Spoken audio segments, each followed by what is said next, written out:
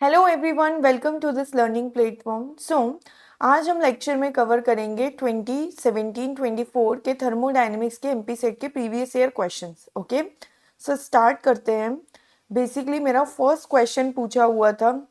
आप देखेंगे यहाँ पर कि जो थर्मोडायनेमिक्स से क्वेश्चंस आए हुए हैं बहुत इजी क्वेश्चंस है। Okay, easy question in the sense basically formula based question है।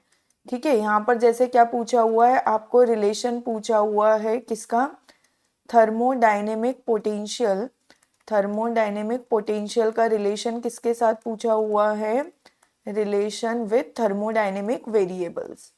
Relation with thermodynamic variables. आपको पता होगा थर्मोडायनेमिक पोटेंशियल्स मेरे क्या होते हैं, थर्मोडायनेमिक पोटेंशियल्स होते हैं मेरे एच इंथैल्पी बोल दो, delta H enthalpy, delta G gives free energy, delta A Helmholtz energy. ठीक है, तो ये बेसिकली मेरे क्या होंगे, ये थर्मोडायनेमिक पोटेंशियल होंगे। एंट्रोपी ले लो। और मेरे थर्मोडायनेमिक वेरिएबल्स क्या होते हैं, थर्मोडायनेमिक वेरिएबल्स होते हैं temperature, pressure, volume, number of moles. ये क्या कहलाते हैं, थर्मोडायनेमिक वेरिएबल्स। ओके, तो आपको बेसिकली ये तीनों फॉर्मूले पता होना चाहिए। पहला क्या होता है, डेल्टा एच इक्वल्स टू, आप लिखते हैं delta you plus delta PV. ठीक है, डेल्टा पीवी। यहाँ पर इन लोगों ने u को किससे रिप्रेजेंट करके रखा है, e से रिप्रेजेंट कर रखा है। एक और फॉर्मूला भी पता होना चाहिए जहां पर अपन डेल्टा ये pv को किससे सेपरेट कर सकते हैं, ngRT, आइडियल गैस इक्वेशन के लिए। किसके लिए है ये, आइडियल गैस इक्वेशन के लिए, जहाँ पे pv इक्वल्स टू nRT होता है। तो मैंने ये वैल्यू पुट कर दी।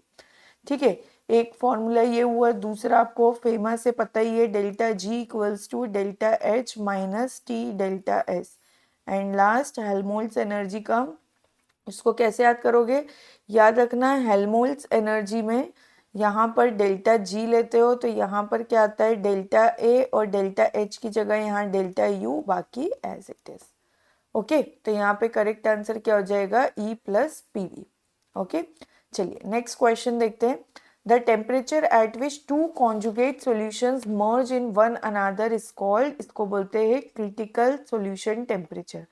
ठीक है, हम देख लेते हैं क्रिटिकल सॉल्यूशन टेम्परेचर होता क्या है। The temperature at which two partially miscible temperature at which two partially temperature at which two partially miscible liquids becomes completely miscible, completely miscible। ठीक है, completely miscible in all proportions। ठीक है, that is two conjugate faces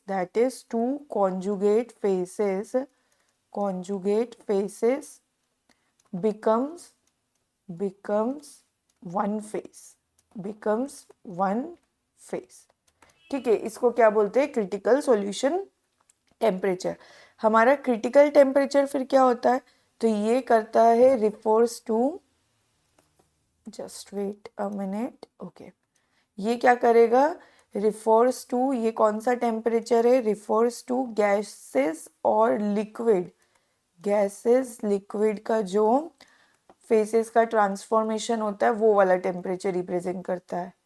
ठीक है, ये क्या आ गया, transformation.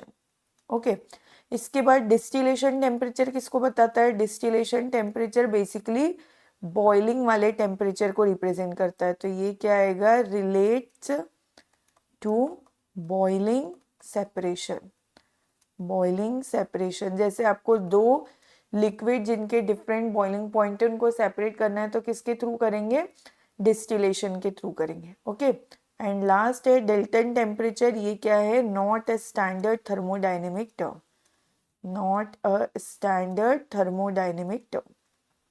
ये थर्मोडायनेमिक टर्म नहीं है बेसिकली। ठीक है, तो आपको बेसिकली सारे टेम्परेचर का पता लग गया है। नेक्स्ट कभी एग्जाम में आपसे इन टेम्परेचर से रिलेटेड पूछे तो आप आंसर दे पाएंगे। ओके, चलिए नेक्स्ट क्वेश्चन देखते हैं। नेक्स्ट क्वेश्चन है what is the value of free energy delta G for a spontaneous process. ठीक है, स्पॉन्टेनियस प्रोसेस क्या होती है, बेसिकली जो अपने आप होती है, आपको उसके लिए कोई एनर्जी देने की जरूरत नहीं है। क्या आएगा, स्पॉन्टेनियस प्रोसेस। हम सारा क्राइटेरिया देख लेते हैं। डेल्टा जी क्या होना चाहिए, डेल्टा जी होना चाहिए नेगेटिव। आपका डेल्टा एस क्या होना चाहिए, डेल्टा एस पॉजिटिव होना चाहिए, और डेल्टा एच क्या होना चाहिए, नेगेटिव होना चाहिए। ठीक है, ये क्या होगा, बेसिकली स्पॉन्टेनियस प्रोसेस। ये एक कंडीशन है। अगर आपके पास डेल्टा जी आपको नेगेटिव लाना है, ये नेगेटिव किसके लिए, बेसिकली एक्सोथर्मिक प्रोसेस के लिए। जब एक्सोथर्मिक प्रोसेस होती है तो डेल्टा एच नेगेटिव। लेकिन इन केस अगर आपका डेल्टा एच क्या आ जाए, पॉजिटिव आ जाए, डेल्टा एच क्या आ जाए, पॉजिटिव आ जाए, मतलब प्रोसेस क्या है, एंडोथर्मिक है। तब याद रखना, हमको फॉर्मूला पता है, डेल्टा जी इक्वल्स टू क्या होता है, delta H minus T delta S. अब आपकी ये वाली टर्म क्या हो गई, पॉजिटिव हो गई। अब ये वाली टर्म नेगेटिव है, तो ये वाली वैल्यू क्या होना चाहिए, बड़ी होना चाहिए, पॉजिटिव रहनी चाहिए। ओवरऑल टेम्परेचर तो पॉजिटिव ही है। ठीक है, अगर आप टेम्परेचर पॉजिटिव रखना पड़ेगा और डेल्टा एस को भी क्या रखना पड़ेगा, पॉजिटिव, तब आपका ये ओवरऑल पॉजिटिव आएगा। तो यहाँ पर नेगेटिव लगा है तो नेगेटिव। तो ऐसे वाले केस में डेल्टा एस अगर आपने पॉजिटिव लिया है तो कंडीशन याद रखना है, डेल्टा एच स्मॉलर देन क्या आना चाहिए, टी डेल्टा एस। ठीक है, क्या होना चाहिए, डेल्टा एच जो है आपका स्मॉलर होना चाहिए किससे, डेल्टा एच स्मॉलर होना चाहिए टी डेल्टा एच से। ये वाली वैल्यू बड़ी आएगी तो ये नेगेटिव चार्ज के साथ बड़ा हो जाएगा। तो अगर पॉजिटिव भी हुआ तो ओवरऑल आंसर यहाँ से क्या आएगा, ओवरऑल आंसर नेगेटिव आएगा। ठीक है, एक और कंडीशन देखते हैं। अगर हमको डेल्टा जी नेगेटिव लेना है लेकिन आपको डेल्टा एस क्या दे दिया, नेगेटिव दे दिया, तब यहाँ पे 101% क्या होना चाहिए, नेगेटिव होना चाहिए। और यहाँ पे डेल्टा एच की वैल्यू बड़ी होना चाहिए किससे, टी डेल्टा एस से। तभी आपका क्या होगा, ओवरऑल आंसर नेगेटिव है। ये पहला केस था नॉर्मल, ये दूसरा केस, और ये वाला तीसरा केस। ठीक है, अभी फिलहाल तो हमको क्या करना है, ये वाले केस के अकॉर्डिंग ये नॉर्मल केस है बिल्कुल। ठीक है, तो करेक्ट आंसर यहाँ क्या हो जाएगा, delta G equal to minus. ठीक है, चलिए नेक्स्ट देखते हैं। A Carnot engine operates between 600 Kelvin and 800 Kelvin, absorbs 2000 calorie from the source per cycle. हमको निकालना है वर्क डन इन कैलोरी। आप फिजिकल के न्यूमेरिकल्स करें तो याद रखना आपको हमेशा यूनिट्स लेके चलना है। यहाँ पर तो फिर आपको कैलोरी दिया है और कैलोरी में ही आंसर पूछा है तो कोई दिक्कत नहीं है। हमें पता है ईटा, ईटा क्या होती है, बेसिकली एफिशिएंसी को रिप्रेजेंट करने का सिंबल है। एफिशिएंसी कार्नोट इंजन की क्या आती है, फॉर्मूला आता है minus W by Q H.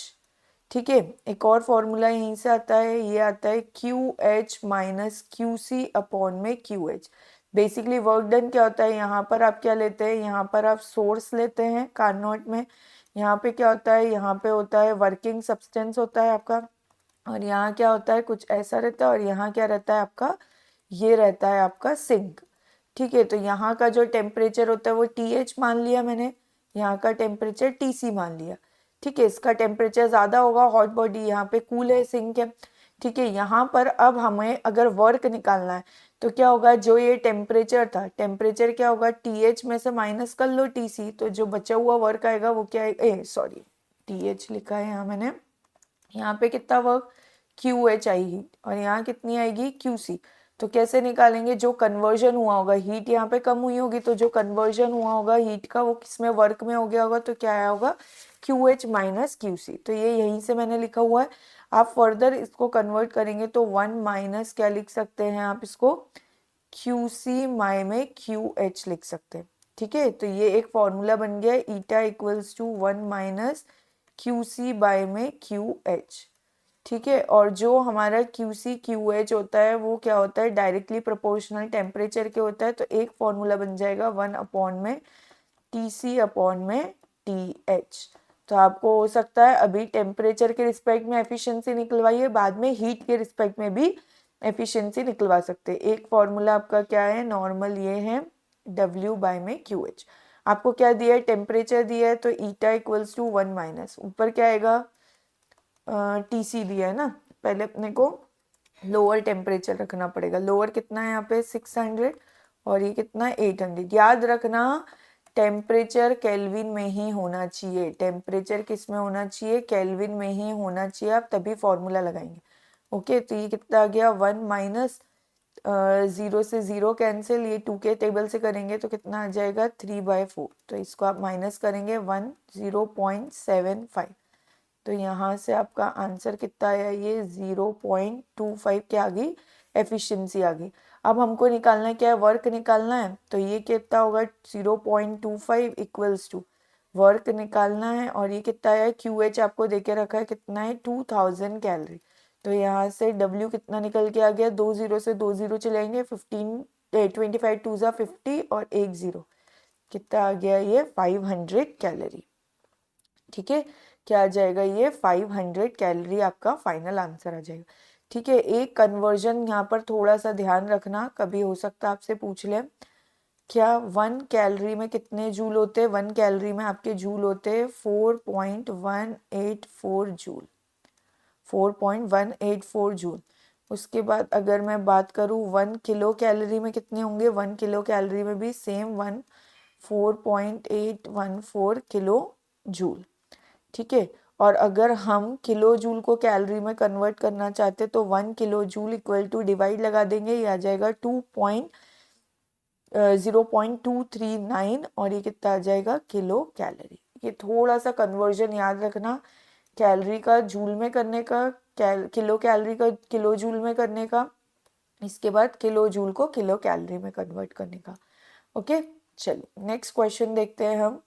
Next question है for the reversible process the value of delta S. तो याद रखना जो हमारा सेकेंड लॉ ऑफ थर्मोडायनेमिक्स है, सेकेंड लॉ ऑफ थर्मोडायनेमिक्स है, वहाँ पर आपकी किस चीज़ का डिस्कशन किया हुआ है? बेसिकली एंट्रोपी का डिस्कशन किया है। वहाँ पे बोला है कि entropy for reversible system equals to कितना होता है हमारा? Q reversible by T। ठीक है, तो ये क्या आ जाएगा? Q reversible by T। सिर्फ याद रखना ये किसके लिए है? ये सिर्फ रिवर्सिबल प्रोसेस के लिए है, एंट्रोपी निकालने का फॉर्मूला। ठीक है, इरिवर्सिबल का आपको पता है वो लॉन्ग सा फॉर्मूला होता है, डेल्टा एस इक्वल टू कितना आ जाता है हमारा? NRT T2/T1 CV भी आता है, वो पूरा कंप्लीट फॉर्मूला किसका है? इरिवर्सिबल का। ओके, चलिए नेक्स्ट देखते हैं। The efficiency of today's best solar cell is about. Actually में ये 2018 में पूछा हुआ क्वेश्चन है, इसका आंसर 75 से 80%, पर यहाँ पर एक्चुअली इनको रिपोर्ट करना चाहिए कि सोलर सेल किस अप्लाइंसेस के रिस्पेक्ट में पूछ रहे हैं, ये अलग अलग डिफर कर सकता है। तो अभी आप इसका आंसर देख लीजिए, बट एक्चुअल में अगर ये 24 में आएगा तो इसका आंसर फिर ये नहीं रहेगा, क्योंकि टुडेज मतलब करेंट ईयर की बात करी हुई है। ओके, चलिए next question. In thermodynamics of open system thermodynamic parameters included are. आप याद रखना ओपन सिस्टम में जो वेरिएबल्स होते हैं वो बेसिकली 4 वेरिएबल होते हैं, और इन जनरल 3 वेरिएबल होते हैं। ओपन सिस्टम में क्या होते हैं? 4 वेरिएबल्स पे क्या होता है? सिस्टम की पैरामीटर जो थर्मोडायनेमिक पैरामीटर है वो डिपेंड करते हैं। 4 वेरिएबल कौन से? एक तो आ जाएगा आपका टेम्परेचर, दूसरा क्या आ जाएगा? प्रेशर, ठीक है, उसके बाद तीसरा क्या आ जाएगा आपका? वॉल्यूम, और लास्ट क्या आ जाएगा? नंबर ऑफ मोल्स पे भी डिपेंड करेगा। ठीक है, तो करेक्ट आंसर क्या हो जाएगा? Temperature, pressure, volume. अच्छा, अपना यहाँ पे क्या है? टेम्परेचर, प्रेशर, हाँ वॉल्यूम, और साथ में यहाँ पे एंट्रोपी भी है।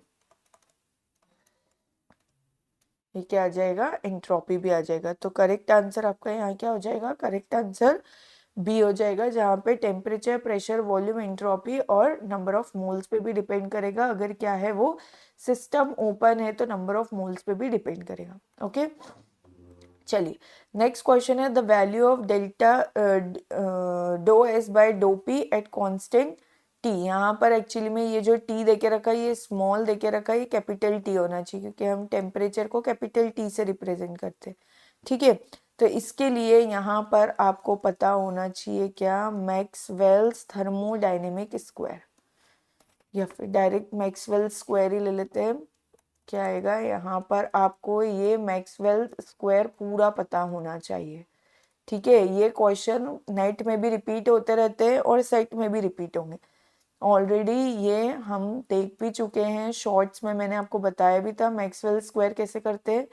तो ये ऐसे बनाया एस और पी, ठीक है। ये क्या करा, वी टी एस पी आपने कर लिया। आप इसको ऐसे भी याद रख सकते हैं, कैसे, विद्यानंद का टीचर, विद्यानंद का टीचर, विद्यानंद का टीचर सरिका पंडित, सरिका पंडित, ठीक है। ये निमोनिक्स आप याद रखेंगे तो याद रहेगा विद्यानंद का टीचर सरिका पंडित। और यहाँ पर याद रखना है गॉच, GAU और ये H। तो ये क्या हो गया आपका मैक्सवेल स्क्वायर हो गया गॉच। अब हम यहाँ पर रिलेशन देखते हैं, अलग अलग तरीके के रिलेशन है। सबसे पहले तो क्या करेंगे, थर्मोडायनेमिक वेरिएबल्स के रिस्पेक्ट में देखेंगे। आपको क्या करना है, एक बार ऐसे हॉरिजॉन्टल चलना है फिर वर्टिकल चलना है, ठीक है। पहले हॉरिजॉन्टल चलते हैं तो क्या लिखना है आपको, डो एस बाय में डो पी एट कांस्टेंट क्या आएगा, कांस्टेंट यहाँ पे जो इसके डायगोनल में जाएगा उसको रखो टी इक्वल में। अगर डायगोनल उसी डायरेक्शन में जा रहा है एरो की डायरेक्शन में तो पॉजिटिव, और अपोजिट जा रहा है तो नेगेटिव। तो यहाँ क्या आएगा, do S by dough P, तो साथ में पैरेलल चलाना है डो वी बाय में डो टी। अब देखो यहाँ वी ऊपर है, न्यूमरेटर के डायगोनल में जाना है, तो यहाँ अपोजिट जा रहा है एरो से पी, तो यहाँ क्या आएगा माइनस पी, ठीक है। एक और रिलेशन देखते हैं, आप अपोजिट करो। अब क्या करेंगे, डो पी ऊपर और डो एस नीचे, कांस्टेंट क्या जाएगा, वी जाएगा। यहाँ पर क्या होगा, डो टी बाय में डो वी होगा, और टी के अपोजिट जा रहा है तो माइनस एस, ठीक है। ये पहला दो रिलेशन हो गए आपके यहाँ से, ये दूसरा हुआ, ठीक है। थर्ड देखेंगे, अब हम क्या चलाएंगे, वर्टिकल चलाएंगे। तो ये क्या आएगा, डो एस बाय में डो वी क्या आ जाएगा, कांस्टेंट टी इक्वल टू, यहाँ पर करेंगे तो डो पी बाय में डो टी कांस्टेंट क्या आ जाएगा वी, दोनों चीज क्या रहेंगे आपकी पॉजिटिव। फोर्थ रिलेशन देखते हैं, अपोजिट करते हैं। यहाँ क्या आ जाएगा, डो वी बाय में डो एस, ये क्या आएगा नेगेटिव आ जाएगा, नेगेटिव में पी इक्वल टू, यहाँ कितना आ जाएगा, डो टी बाय में डो पी, और ये कांस्टेंट कितना जाएगा, यहाँ कांस्टेंट जाएगा एस, ये भी नेगेटिव, दोनों नेगेटिव नेगेटिव कैंसिल करके आप इनको क्या ले सकते हैं, पॉजिटिव भी ले सकते हैं, ओके। ये एक तरह का रिलेशन डिराइव हुआ। इसके बाद नेक्स्ट रिलेशन थर्मोडायनेमिक पोटेंशियल और वेरिएबल का रिलेशन देखते हैं, ठीक है। यहाँ पर आपको क्या करना है, बीच में आपने पोटेंशियल लिखा डेल्टा जी। अब जो इसके आइट साइड में आ रहे हैं उनको आपको क्या करना है, पी, और यहाँ पर कितना लेना है, टी, ठीक है। अब P के डायगोनल में कौन है, V, तो V लिख दो। T के डायगोनल में उल्टा जाना पड़ रहा है एरो से, तो क्या आएगा, माइनस एस डी टी।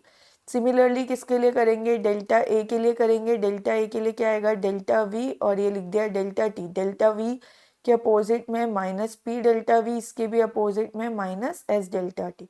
फिर क्या करेंगे, डेल्टा यू को देखेंगे। डेल्टा यू के लिए भी डेल्टा एस लिखा और डेल्टा वी लिखा। अब इसमें जाएंगे तो टी डेल्टा एस पॉजिटिव, इसमें नेगेटिव, तो minus P delta we.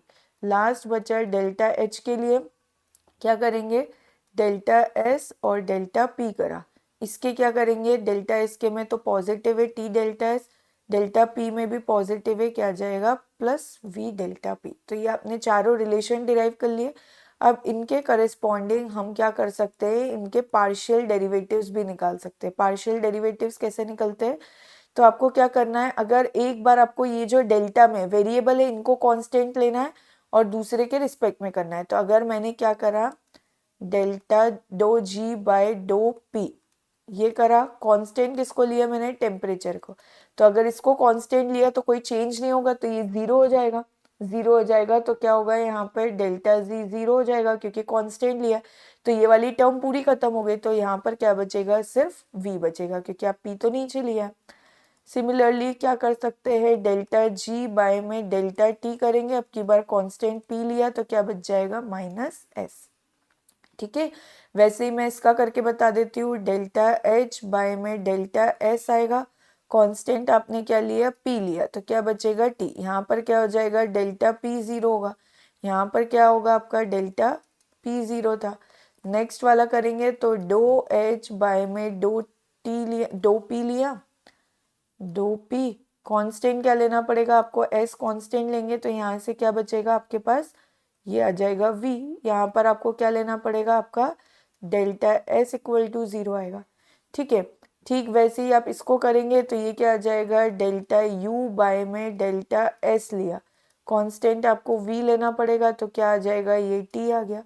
Similarly delta U bye में डेल्टा वी लिया, कांस्टेंट क्या लेना पड़ेगा, एस लेना पड़ेगा, यहाँ क्या आ जाएगा, ये आ जाएगा हमारे पास माइनस पी। सिमिलरली आप किसको कर सकते हैं, डेल्टा ए के लिए भी कर सकते हैं। कुछ नहीं करना है आपको, पूरा मैक्सवेल स्क्वायर के थ्रू ये सारे रिलेशन डिराइव करना है। इसको डिराइव करा, फिर आप एक एक करके ये जो वेरिएबल है जिनके साथ डेल्टा लगा ये क्या है, वेरिएबल चेंजेबल है।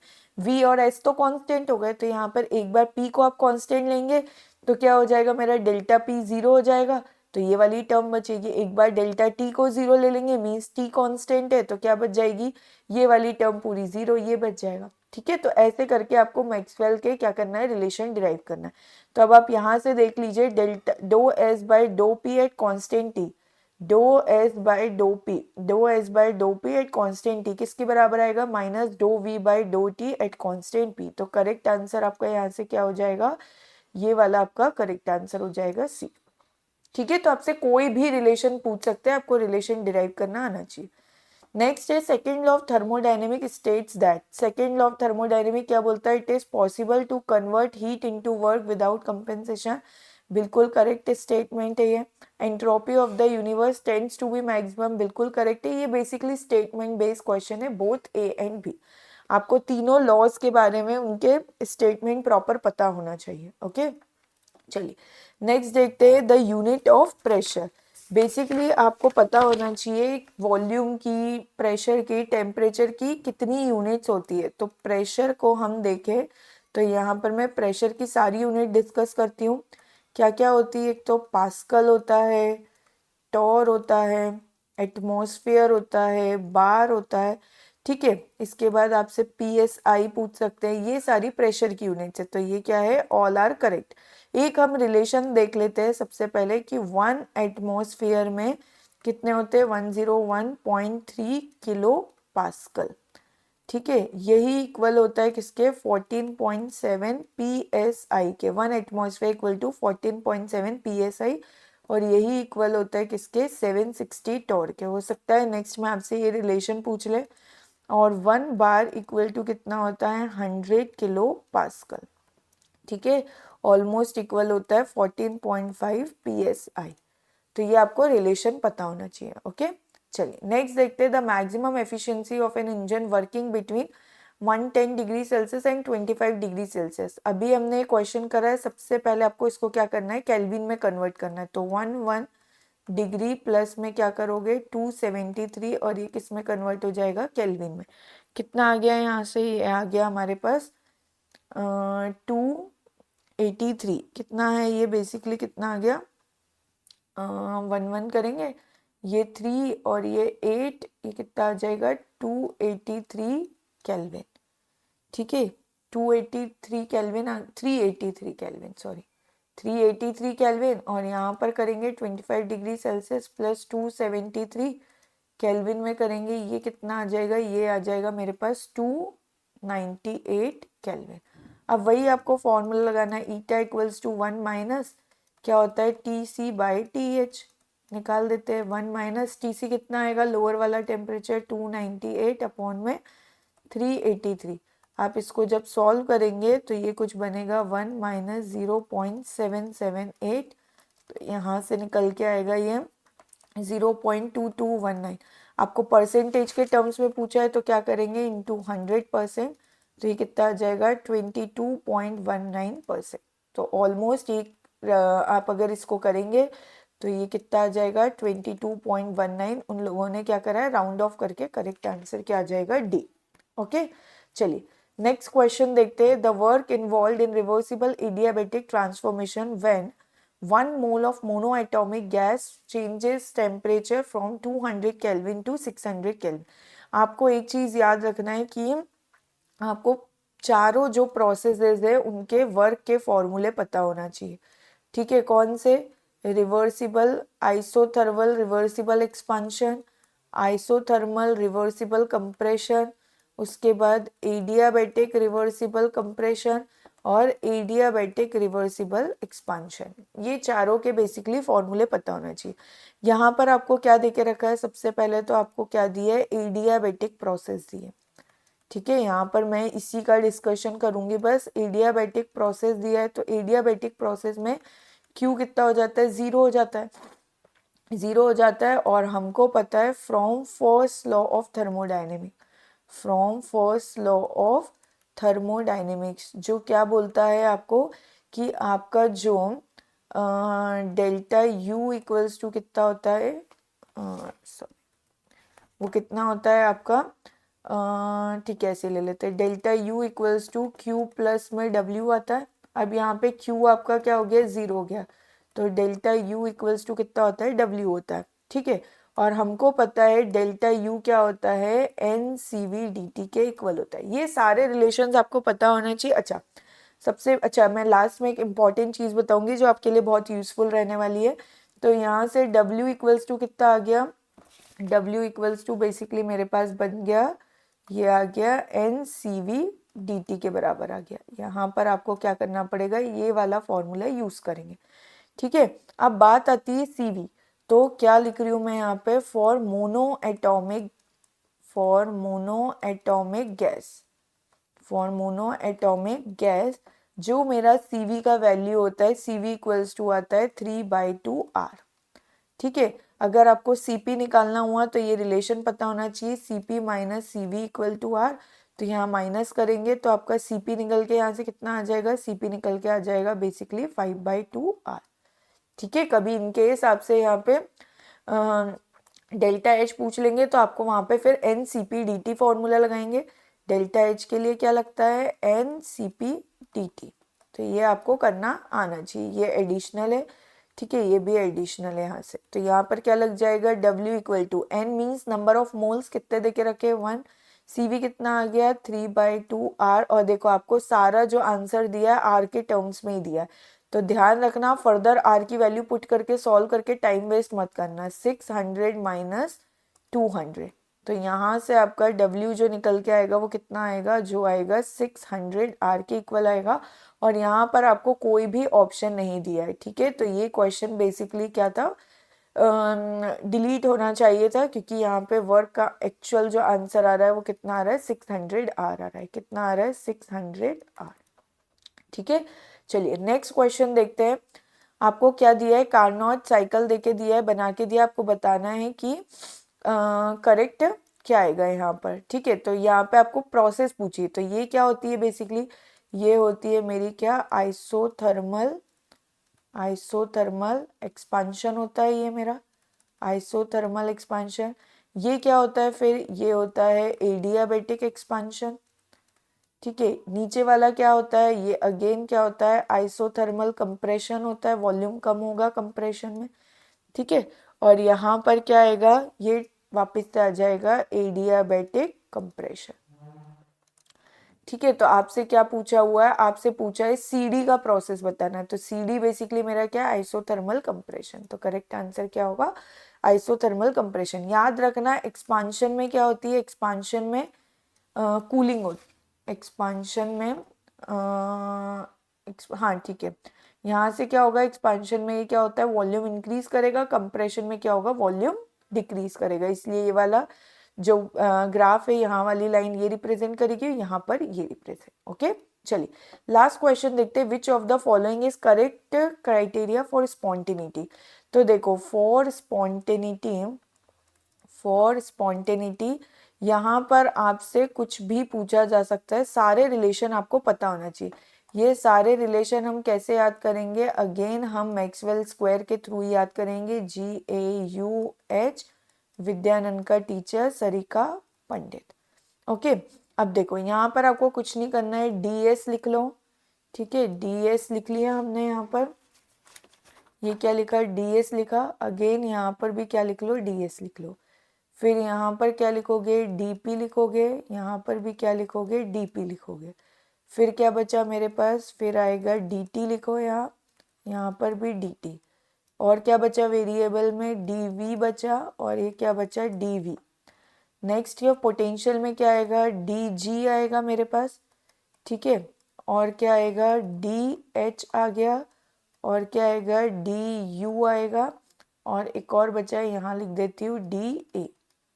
ठीक है, क्या करना है, DS को लिया आपने, S के बाजू में जो भी है H और P, यहाँ पर क्या है आपके पास H और P, तो आपको यहाँ H और P लिखना है, यहाँ वाले में क्या है U और V लिखना है। ऐसे ही P के लिए लिखेंगे तो क्या आएगा मेरे पास H और S आ जाएगा, और यहाँ क्या आ जाएगा G और T आएगा। T के लिखेंगे क्या आएगा A और V आ जाएगा, यहाँ पर लिखेंगे तो क्या आ जाएगा G और P आ जाएगा। ये मैं क्या कर रही हूँ, सिंपल ऐसे आपको चला रही हूँ। अगर मैंने यहाँ पर S लिया है तो आपको U और V लिखना है एक जगह, और दूसरी जगह H और P लिखना है। अगर मैंने T लिया है तो G और P लिखना है, और A और T लिखना है, सेम वही मैं लिख रही हूँ। ओके, अगर V की बात करूँ तो V के लिए क्या लिखा जाएगा, U और S लिखाएगा, और यहाँ पर क्या लिखाएगा V के लिए ये लिखा जाएगा A और T। अब G की बात करते हैं, G के राइट साइड में कौन है तो लिखा जाएगा P और T। H के राइट साइड में कौन है S और P लिखा जाएगा। U के राइट साइड में कौन है S और V लिखा जाएगा। ठीक है, A के बाजू में कौन है V और T लिखाएगा। क्लियर है, याद हो गया ये कैसे याद करना है वेरिएबल और पोटेंशियल के साथ। अब यहाँ पर सारे जितने भी हैं उन सब में S और P को छोड़ के S और P में क्या आएगा ग्रेटर देन और इक्वल टू आएगा, बाकी सब में क्या आएगा स्मॉलर देन और इक्वल टू आएगा। क्या आएगा स्मॉलर देन और इक्वल टू आएगा। ठीक है, याद रखना यहाँ पर ये वाला साइन है ये रिप्रेजेंट करेगा किसको, रिवर्सिबल को। ये क्या बताएगा रिवर्सिबल प्रोसेस को, और जो ये वाला या फिर ये वाला साइन है ये किसको रिप्रेजेंट करेगा, ये बताएगा इरिवर्सिबल प्रोसेस को। ठीक है, ये किसको बताएगा इरिवर्सिबल प्रोसेस को बताएगा। अब हम समझते हैं यहाँ पर आपके पास लास्ट क्या बचा, सब में आपको 0 लगाना है। ये क्या आ गया, ये आ गए बेसिकली आपके स्पॉन्टेनिटी के criteria with respect to potential and thermodynamic potential and thermodynamic variable. देखो आपने एक ही मैक्सवेल स्क्वायर से ये लगाना है कंसेप्ट, बस उनके क्या लिखना है एडजेसेंट वालों को लिखना है, और ये आपके आ गए स्पॉन्टेनिटी क्राइटेरिया। अगर आप इनको याद करने लगते हैं तो आपको बहुत कंफ्यूजन होता है, तो आप इस ट्रिक के थ्रू याद कर सकते हैं। ओके, तो यहाँ पर मेरा करेक्ट आंसर क्या हो जाएगा, देखो यहाँ पर हमको ये ग्रेटर देन 0 ये हटा दो, ये ग्रेटर देन 0 ये हटा दो, क्योंकि हमें पता है ग्रेटर सिर्फ किस में आता है एंट्रोपी और प्रेशर में, बाकी सब में स्मॉलर देन। तो ये आपको सारे थर्मोडायनेमिक पोटेंशियल है सब में स्मॉलर देन 0 होना चाहिए, तो ये यहीं हट गया। तो करेक्ट आंसर आपका ये आ गया delta U smaller than equal to 0। और यहाँ पर आप वेरिएबल चेक कर लो, डी यू के लिए क्या आता है एस और वी, तो ये बिल्कुल करेक्ट है, इससे मैच कर रहा है। ओके, तो ये यहाँ पे हमारे थर्मोडायनेमिक के सारे क्वेश्चंस कंप्लीट हुए। अब मैं यहाँ पर आपको एक इम्पॉर्टेंट बात बताना चाह रही हूँ।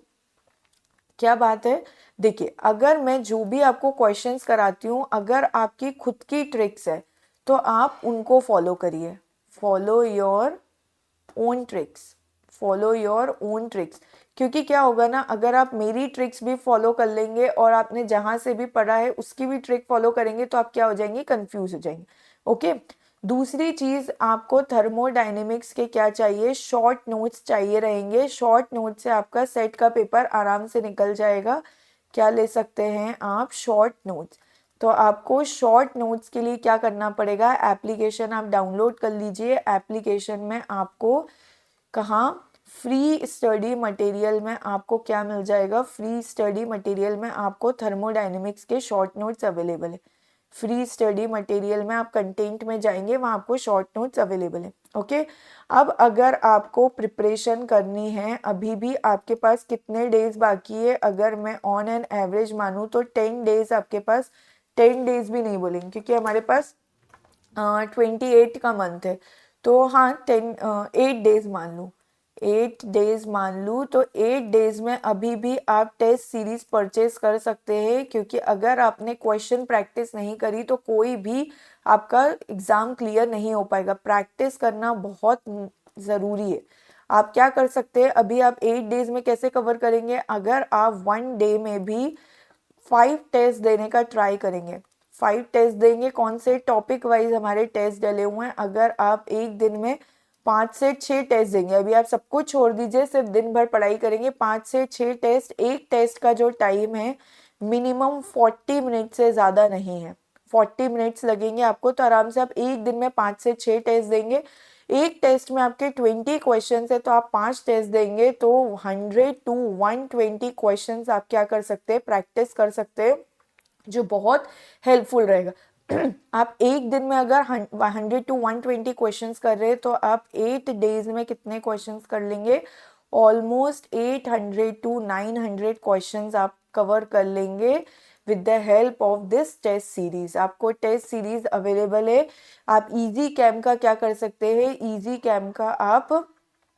कैम का एप्लीकेशन डाउनलोड कर सकते हैं प्ले स्टोर से, या आप वेबसाइट के थ्रू भी इसको यूज कर सकते हैं। ठीक है, मिनिमम कॉस्ट आपको टेस्ट सीरीज का देना होगा, वो आप देके इसको एक्सेस कर सकते हैं।